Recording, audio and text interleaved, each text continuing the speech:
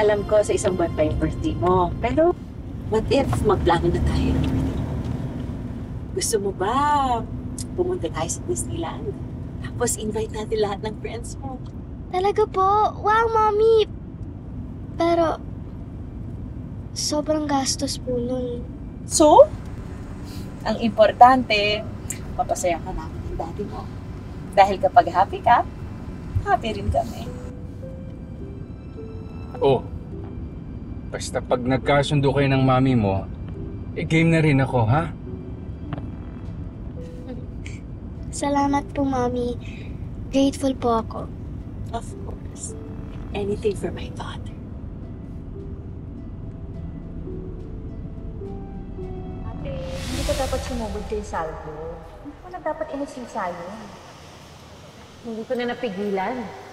Eh paano kasi, baka mamaya may alam siya tungkol dun sa pinanggalingan ng Ben na yan. Tsaka kung bakit humaling sa kanya ang kuya mo. Eh kasi nga, sabik sa anak si Kuya. Parang hindi mo naman alam. Alam mo, aaminin ko na. Nagsiselos na talaga ako sa batang mo. Ate, naiintindihan kita. Pero kung patuloy mong kakalabanin si Bel, baka mawala ng gana sa'yo si Kuya. Baka yun pa yung maging cause ng paghihiwalay niyo. Nakita mo naman how he loves that ampon.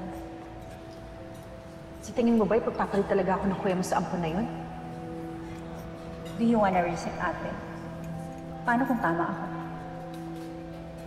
No. Hindi ko hahayaang mawala si Chris sa akin.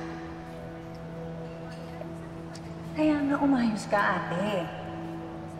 Choose your battle. Sige ka nga.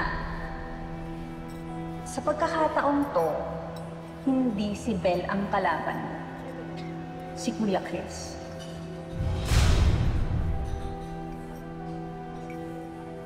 Bakit instead na inaaway mo yung bata,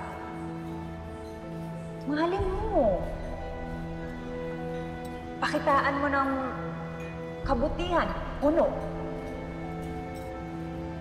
Gawin mo siyang kakampi. An ally. Para kung meron kang kailangan kay Kuya Chris, makuha mo sa pamamagitan ng ampon niyo.